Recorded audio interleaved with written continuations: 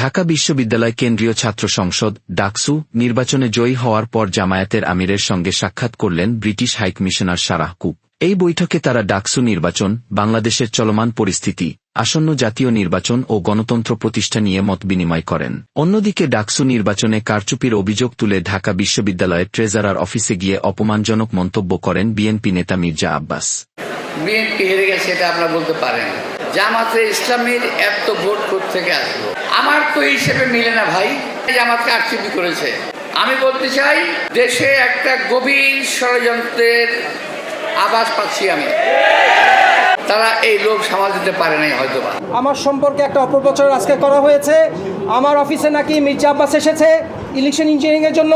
আমি বলতে চাই, যে অভিযোগ করছে তার বিরুদ্ধে মামলা করা উচিত, এবং সেটা সম্পূর্ণ মিথ্যা কথা বলেছে আমার সম্পর্কে। এবং ঢাকা বিশ্ববিদ্যালয় আমাদের রেজিস্ট্রার অফিসের প্রত্যেকটা জায়গা ক্যামেরার আন্ডারে এটা চেক করা হোক, এবং যে মিথ্যা কথা বলেছে তার শাস্তির ব্যবস্থা করা হোক।